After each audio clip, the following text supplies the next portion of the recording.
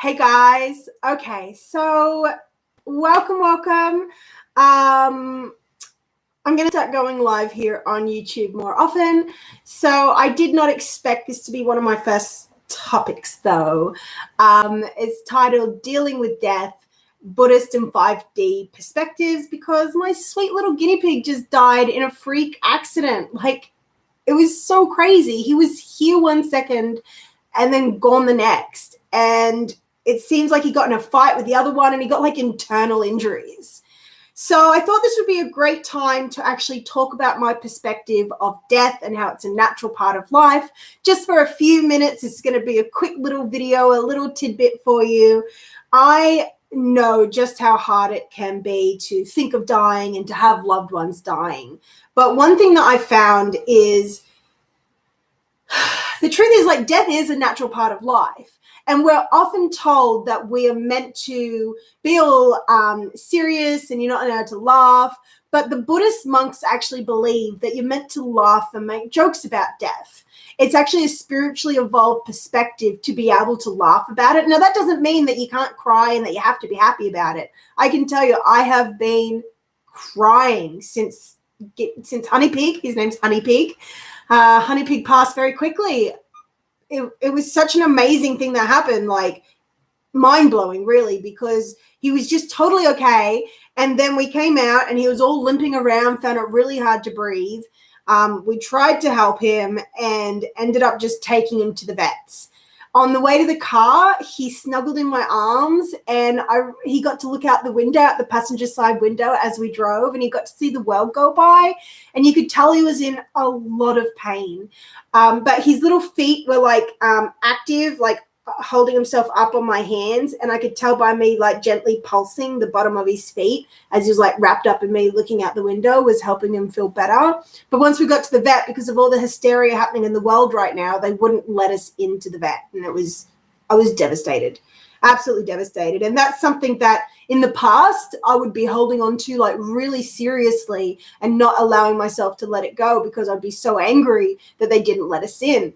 And there was one stage last night after we got home that I let myself just sort of, not like a big loud roar, but I just let myself be angry at them for a moment. And I just said, how dare they like not let us in with the pets? Like, what chance would they have of surviving if they're already in shock, if they're already sick, and then they take them away from their human? Like, that just doesn't make sense.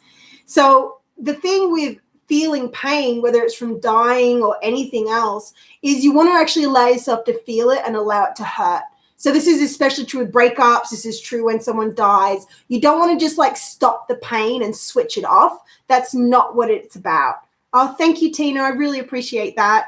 Yeah, it was hard. Like, so last night when we got home, because it was like we took him right at dusk and then we had to wait for a while and then he passed and then we had to wait for his body. And we're going to bury him tomorrow. So anyway, the number one key is to let it hurt. You have to help yourself cry. Like, when you feel those tears come up, it's so natural to put a lid on it. Because, like, if you know me, you know I do energy work with clients to help them transmute really hardcore emotional things, including physical issues, which actually are emotional. So when you work on the emotions and the physical at the same time, you will dissolve any physical issue, whether it's fibroids, back pain, sciatica, fibromyalgia, all of the things. When you do emotional work specifically on it in the right way, it will dissolve. So I've always noticed, not just me, a lot of people have this lid that we put on our tears. We're like, and we try to swallow our tears. But what we're meant to do is help it come up. So it's like a waterfall. When you feel those tears, you want to and help them come up. Like, there's nothing wrong with our feelings, our sadness, our fear, our grief. All of it is not wrong. It's when we stop ourselves from feeling it and try to be strong that it can become a problem in the long run, because that's trauma, which is trapped negative energy. So when you let yourself feel it in the moment, and just like let it out as it comes, and it will be more like a river that passes through you instead of turning into like a stagnant creek somewhere in your body. You really want to let it out. And then you want to allow yourself to alternate in between joking about it. Like, if any weird, funny death jokes come up, it can feel really weird to do it and almost taboo, but just helps you make light of the situation and realize that death is part of life. So I believe that we remain conscious when we die. I believe that birth is a great forgetting. Our big infinite souls are squeezed into this little baby body. We've completely forgotten what's happening. I don't know if it's immediately or not, but it's like this great forgetting. But through our death, I believe that we remain conscious. So I've experienced this myself in some near-death experiences that I had. One near-death experience was when I was about 12 or 13. I got sucked out into a tunnel in the ocean. Like, you know, and they say, don't go play on the rocks because it could suck you out in a tunnel. Well, I experienced that. I jumped down into a little, there's like all these rocks, but then there was a little jump down and there was a little beach with water lapping up. And so me being me, I jumped down, I fell because it was a pretty big jump. And then the water sucked me into the tunnel. My two friends that were up there, when I got out, they were freaking out. Like, because I was gone. Like, it was a big, long mass of rocks. Like, I was gone. And I started feeling, because I was drowning and, like, the water wasn't going into my lungs. And when you drown, it's actually, like, when you don't get the water in your lungs. When you drown, it's actually a really peaceful experience. And I felt my soul expanding and like to so far outside of my body. And I remember feeling and thinking like everything is okay, like so detached to what was happening. I just felt euphoric. And fortunately, my head was facing the entrance tunnel. And just as I realized that everything was okay and it didn't really matter either way what happened, my body kicked in and something in me unconsciously started grabbing at the ceiling of it. And I was like a very good swimmer and used to being in the water ever since I was a baby. And so I started grabbing the roof of it and pulling myself along with my hands and my feet. And then at one point, and I was in there for ages, and then I climbed all the way through the tunnel in the water, full of water, and it washed me out onto the little beach. And I had cut hands and cut feet, but I didn't even feel any of that. But in that period, instead of making me scared of the ocean, it gave me great respect for the ocean. And I love the ocean. It actually made me feel safe, which I know is weird because I was okay. And instead of being scared, I was euphoric and I was having this big out of body experience. And there was another time many years later and many years before now when I was in San Francisco having a pretty spectacular overdose. I'm just going to say what it was. At my home, I didn't go anywhere. I just dealt with it myself, but I was on the edge of dying. And I was in the shower having to throw up all this like GHB that I'd mixed with loads of alcohol. And I forgot that I'd drunk so much and I forgot all the stuff that I did. And later on I did this other stuff that did not mix and you're not supposed to take together. And I could feel my soul leaving my body. It was so weird. And I just had this like weird thing happen. Like I couldn't imagine that it was possible to die because I could feel I was like leaving my body. It was all really weird.